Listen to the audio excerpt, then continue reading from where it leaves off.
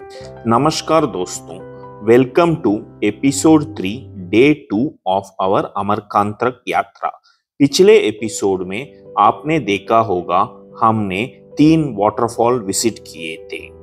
ये एपिसोड में हमने आपको अमरकांतक का दूसरी मंदिर बहुत दिखाएंगे। हमारा पहला स्टॉप था अमरेश्वर महादेव मंदिर। हम दुर्गा देवी वाटरफॉल से एक पहाड़ी के रास्ता पकड़ के हमने 15 मिनट यात्रा करके उधर पहुंचे।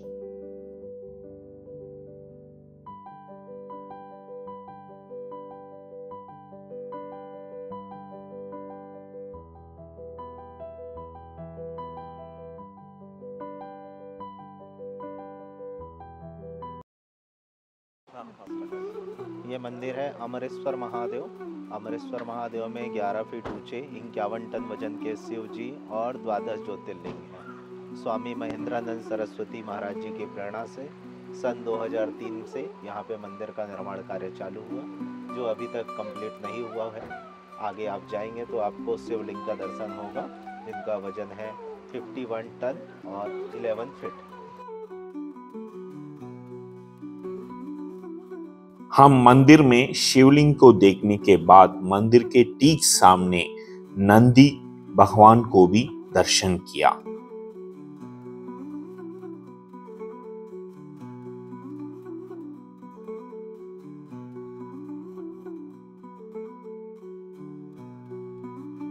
उसके बाद हम मंदिर के फर्स्ट फ्लोर पे पहुंचे।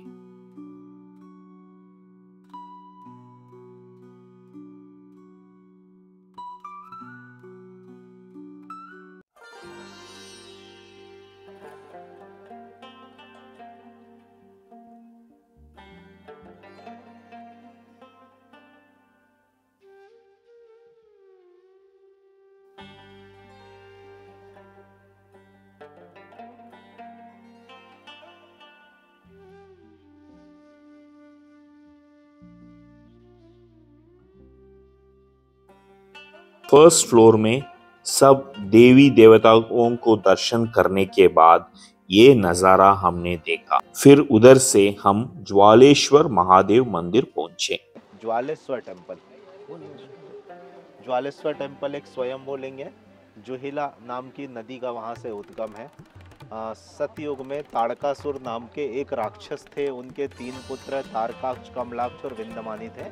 इन्होंने अपने पिता ताड़कासुर से कहा कि हमारे लिए 3 नगरों की व्यवस्था कराओ, जो सोने, चांदी और लोहे के बने हुए हों, पूर्व, पश्चिम और उत्तर में हो, और एक नगर से दूसरे नगर की दूरी 400 योजन हो। और जब ताड़कासुर ने इन 3 पुरों का निर्माण कराया तो उनका नाम त्रिपुरासुर हो गया। फिर उनके पुत्र अहंकारी हो गए और लोगों पे अत्याचार करने लगे। उसके बाद कार्तिक स्वामी के द्वारा ताड़कासुर का वध किया गया और भगवान शिव जी के द्वारा तीनों पुरों को नष्ट किया गया। इससे जो ज्वाला उत्पन्न हुई, अग्नि, उसको शांत करने के लिए भगवान शंकर की स्वयंभू लिंग है ज्वालेश्वर महादेव के रूप में। और ज्वाला जब शांत हुई तो नदी का रूप धारण करके बहने लगी। तो अमरकंटक से 3 नदियां मुख्य रूप से हैं, नर्मदा, सोन और जोहिला, जिसमें जोहिला नदी का स्टार्टिंग पॉइंट ज्वालेश्वर महादेव। फिर हम होटल पहुंचे, डिनर किया और डे 2 को एंड किया।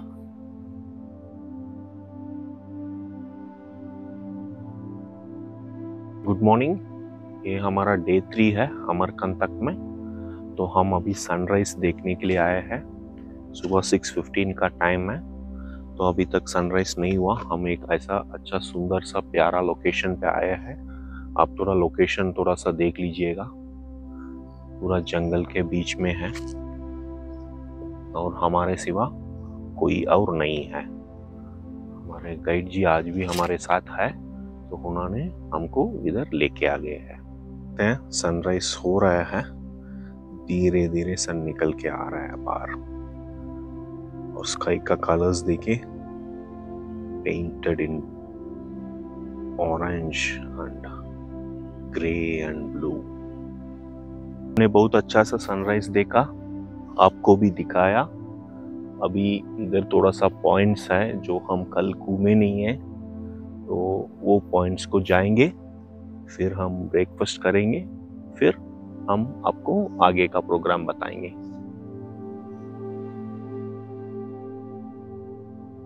दिव्य स्थल है, इसका नाम है माई की बगिया। माँ नर्मदा जब कन्या थी तो इसी बगीचे में खेलने आती थी और नर्मदा माता अपने आम के बगीचे में यहाँ पे खेलने कूदने लगी। यहाँ आप देखेंगे अन्य स्थलों की अपेक्षा आम के पेड़ काफी बड़े और ऊंचे हैं। उसके अलावा नर्मदा माता की एक सहेली थी जिसका नाम था गुलबकावली। तो गुलबकावली के साथ माँ नर्मदा यहाँ कन्या रूप में खेला कूदा करती थी। और फिर माँ के विवाह का प्रसंग आता है जिसमें माँ नर्मदा कन्या से नदी बन जाती है, उनका विवाह संबंध टूट जाता है, जिसकी वजह से माँ नर्मदा कन्या से नदी बन जाती है और वेस्ट डायरेक्शन में यहाँ से फ्लो होके माँ नर्मदा के उद्गम स्थल रेवा कुंड की ओर प्रवाहित होती हैं। तो माई की बगिया से रेवा कुंड तक माँ नर्मदा की जो धारा है वो जमीन के अंदर ही अंदर गुप्त है, अंडरग्राउंड मानी जाती है। फिर हम मंदिर में गए, मूर्ति देखा और उधर एक साधु माँ की बगिया के बारे में हमको पूरा एक्सप्लेन किया। उन्होंने नर्मदा मैया का 5 कुंड भी हमको दिखाए।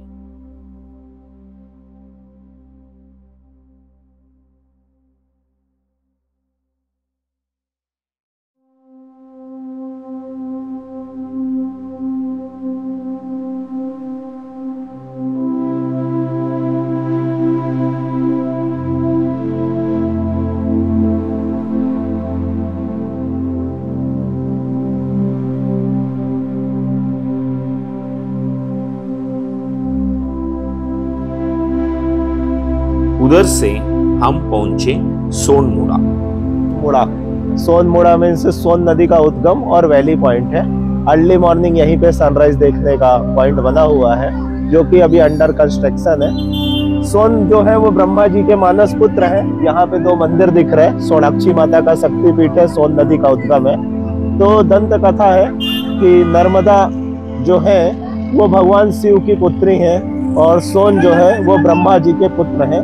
फिर नर्मदा जी का विवाह संबंध सोन के साथ में तय हुआ और विवाह के दौरान नर्मदा अपनी दासी से बोली जिसका नाम जुहिला है, जाओ देख के आओ सोन बारात लेकर आए कि नहीं। तो उनकी दासी कहती है यदि हम इन कपड़ों में जाएंगे तो सभी बाराती हमारा मजाक उड़ाएंगे। तो नर्मदा कहती है अच्छा तुम मेरे कपड़े पहन लो। और नर्मदा का वस्त्र और श्रृंगार करके जब दासी मंडप में जाती हैं तो सभी बाराती दासी को नर्मदा समझ के विवाह मंडप में बैठा लेते हैं, सोन से दासी का लग्न करा देते हैं। और जब नर्मदा को इसका पता चलता है तो वो क्रोधावेश में आ जाती हैं और कहती हैं कि सोन अब भविष्य में तुम्हारे से कभी भी मिलाप नहीं करूंगी। इसके बाद माँ नर्मदा पूर्व से पश्चिम बह के अरब सागर की ओर चली गई और सोन नदी बंगाल की खाड़ी की ओर चले गए। तो यहाँ पे आपको सोन नदी का उद्गम और ये वैली पॉइंट है जो देखने को मिलता है। ये देखिए सोन नदी का उद्गम स्थल है। तो कुआं देखिए, कुआं में पानी कितना मतलब साफ साफ आपको दिख रहे हैं और लोगों ने सिक्का भी डाला हुआ है। ये सोन का मूर्ति है और ये इधर पानी आ रहे हैं। थोड़ा सा पानी पी के देखेंगे।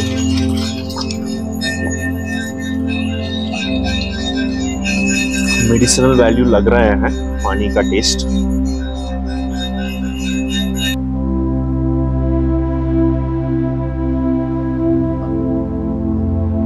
इस मंदिर का नाम है श्री यंत्र मंदिर। श्री यंत्र माँ लक्ष्मी का प्रतीक चिन्ह होता है। स्कंद पुराण में इसका उल्लेख है।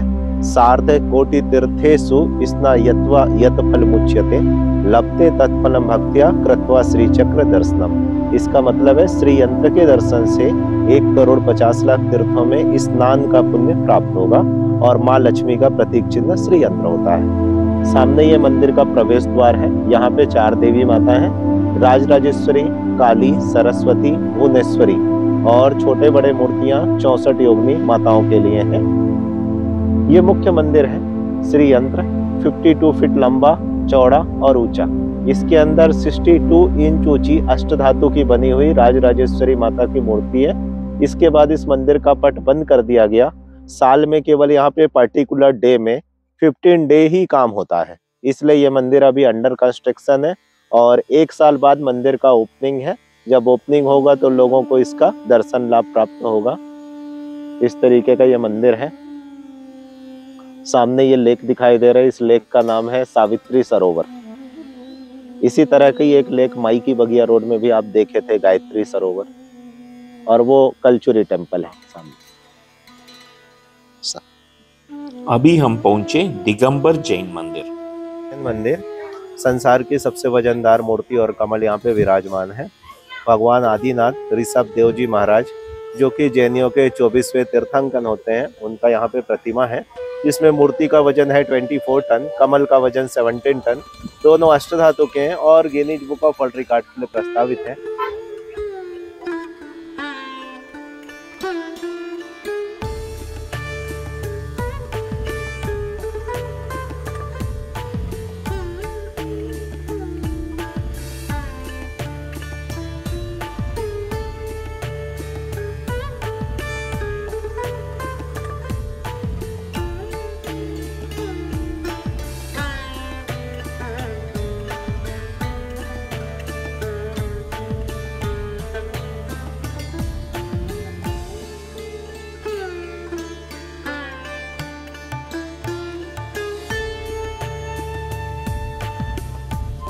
तो हम अभी अमरकांत ग्रुप ऑफ टेम्पल्स का अंदर आगे हैं, हम खड़े हैं। ऑनलाइन से ही आप टिकट ले सकते हैं।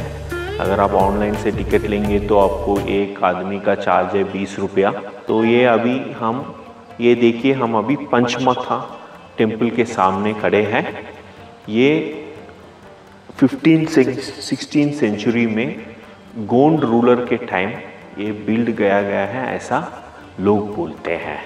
तो इसमें आप देख सकते हैं कि 1 2 3 4 5 टेम्पल है उसमें।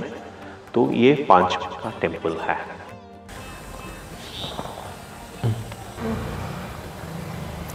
ऐसा मान्यता है कि आदि शंकराचार्य ने ये सूरज कुंड को कंस्ट्रक्ट किया था। उन्होंने ये माना था कि ये माँ नर्मदा की उद्गम स्थल है। बाद में कलचुरी रूलर कर्णदेव ने 11 सेंचुरी में इसको पुनर्निर्माण किया। अभी मैं पातालेश्वर मंदिर के सामने खड़ा हूँ। मंदिर ये है, ये देख लीजिएगा। ये माइथोलॉजिकल बिलीव से ये माना जाता है कि आदि शंकरा जी ने इधर एक शिवलिंग को एस्टैब्लिश किया था।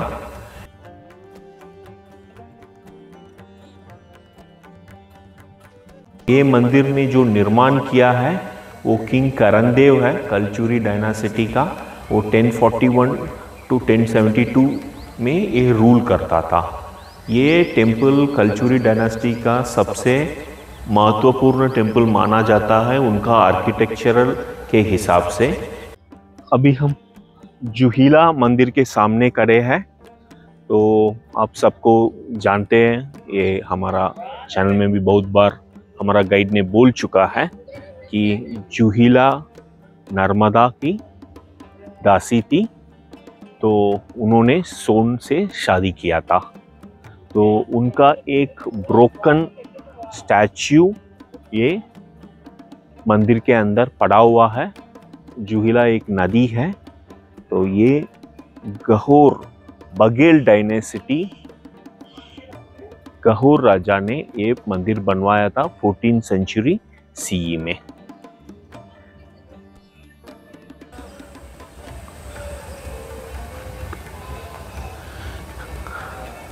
ये करण मंदिर है। करण देव कलचुरी डायनासिटी ने उन्होंने निर्माण किया था। आप देख सकते हैं कि एक मंडप जो है वो अधूरा रह गया है। एंड इधर 2 मंदिर है। तो हम थोड़े सा जाके अंदर देखेंगे कि मंदिर के अंदर क्या मूर्ति क्या है करके।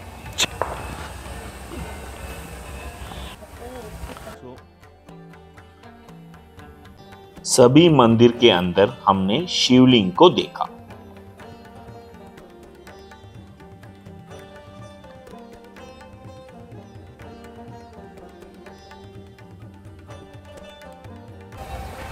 ये विष्णु मंदिर है। इसका दूसरा नाम है केशव नारायण टेम्पल।